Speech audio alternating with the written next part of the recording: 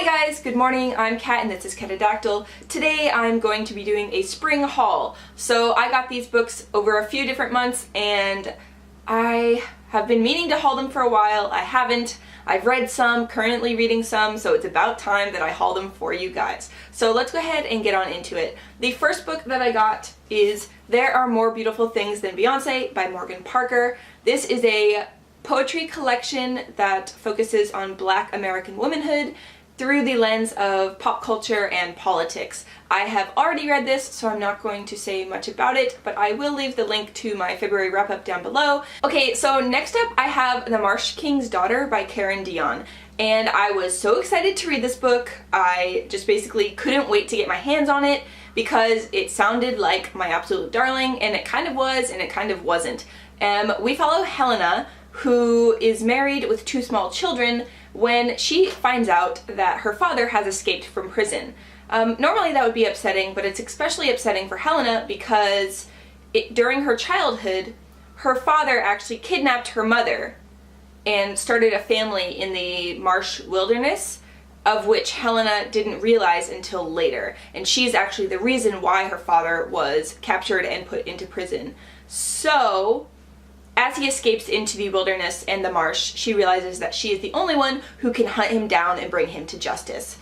Whew. So I was so keen to read this book, and I'll talk more about it in my random wrap-up video, which is coming soon, but it was similar to my absolute darling in some ways, but overall it was a completely different animal. And I buddy read this, and it led to some very interesting discussions because I didn't like it so much and the person I read it with absolutely loved it. So that just goes to show people have completely different tastes in books. So the next book I picked up was Forbidden by Tabitha Suzuma. In this book we follow 17-year-old Locken and 16-year-old Maya, who are siblings who are raising their family despite being in high school. So their mother is an alcoholic and largely absent. She only drops in to give them money sometimes.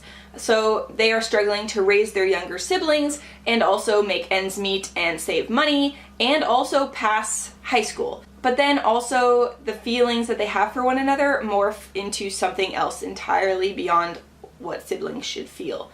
And I was intrigued by this book. It has super high Goodreads ratings, and also everyone that's ever read it has loved it. And I was honestly ready to DNF it at the slightest provocation because it is a book that deals with incest, but oh my god, no. This book was so good, and I'm not going to get into it more than that because I have a wrap-up of it coming soon, but oh my god, it was so good. The next book I picked up was The Growing Season by Helen Sedgwick. This is a speculative fiction novel centering around Eva, who has been campaigning her whole life against full life pouches, which are pouches that allow women to forego having a natural birth within their own body. So the pouch is essentially kind of an embryonic womb that someone would wear on the outside of their body, and women or men can wear it.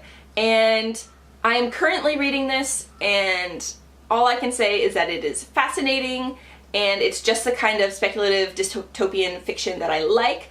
And also the opening scene happens in a bioluminescent aquarium in the basement of a lighthouse in the middle of a sea storm, and I'm here for it. And also the cover is amazing, and I'm so glad that I bought this book. So any book that sounds remotely similar to my absolute darling is probably going to be picked up and consumed by me, and that led me to buying The Wolf Road by Beth Lewis. And in this one we follow Elka, who was lost in the woods as a child, and she is rescued by a man who then raises her as his own, and she calls him Trapper. One day Elka goes to town and realizes that there are wanted posters up for Trapper, and turns out he's actually a murderer. So as the law is chasing Trapper and trying to find Elka to talk about Trapper, she is trying to find her real parents and hunt down Trapper in the wilderness and basically discover who she is and who has raised her all this time and to stop him from killing. So absolutely echoes of my absolute darling, and I'm so ready for it. I love anything that has to do with girls and survival skills and the wilderness and messed up family dynamics. So much yes. If you've read this book, let me know. Was it amazing? I can't wait. The last book that I picked up recently is Bluets by Maggie Nelson. And, okay, I don't usually read modern poetry. I don't usually like modern poetry. However, there are 3 key reasons why I got this lovely little volume.